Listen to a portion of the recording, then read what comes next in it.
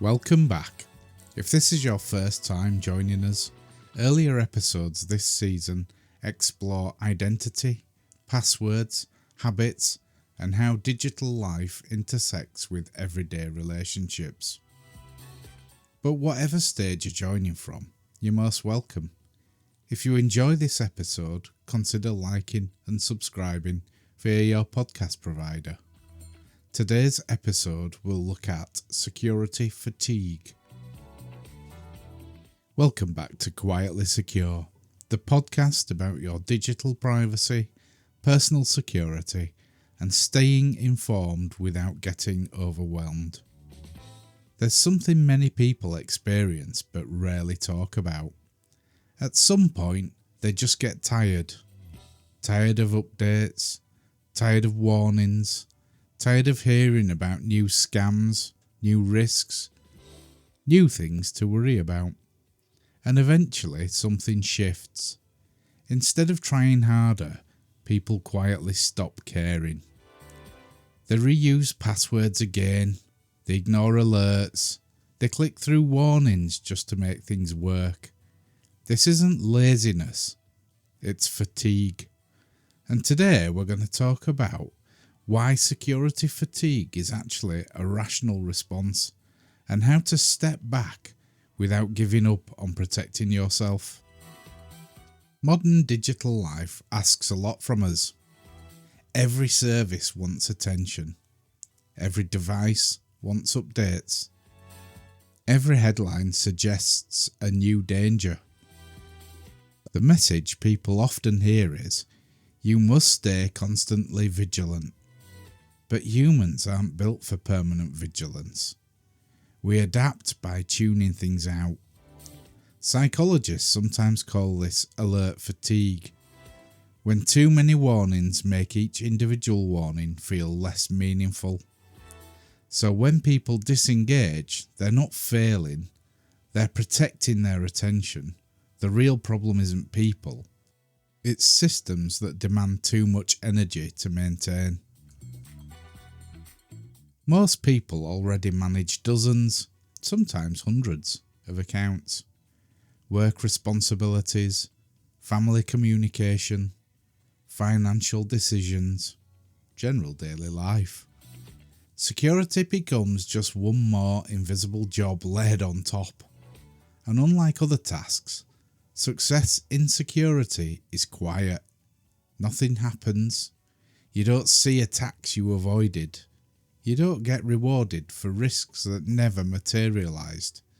So your brain naturally says, why am I spending time and energy on something that never seems to matter?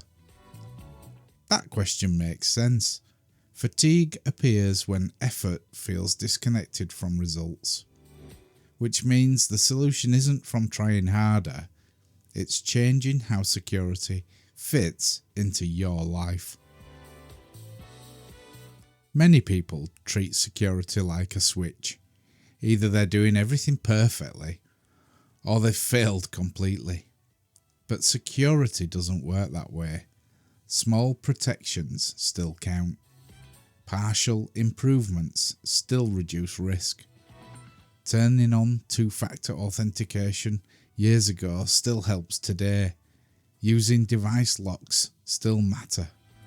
Updates occasionally is still better than never. You don't lose protection just because you stopped optimizing. Security is cumulative, not fragile. You're allowed to step back without starting over. If security feels exhausting, the goal isn't to push through, it's to simplify. Focus on foundations. Protect your primary email account well. Keep devices updated automatically. Use built-in protection instead of managing everything manually. Then, as we've said before, let the rest be good enough. You don't need to monitor every headline. You don't need to chase every new tool. Think of security like health. Sleep, basic nutrition, and movement matter more than extreme routines. Consistency beats intensity, and calm systems last longer than complicated ones. This may sound strange in a security podcast, but it matters. You are allowed to care less about security sometimes, not because risks disappear, but because sustainable attention is part of safety. When security becomes overwhelming, people disengage entirely. When it becomes manageable, you stay engaged for years. The goal isn't constant awareness, it's quiet resilience.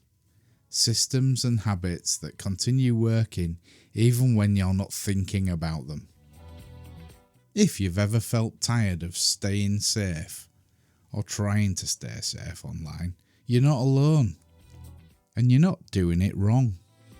Security fatigue isn't about personal failure. It's a signal that something needs to become simpler. Good security should reduce stress, not add to it. And sometimes the most secure decision is choosing calm, sustainable habits over constant effort. In our next episode, we'll look at news, outrage, and the security attention trap, and how this ties into everything we've talked about over this season. Until then, stay curious, stay calm, and stay quietly secure.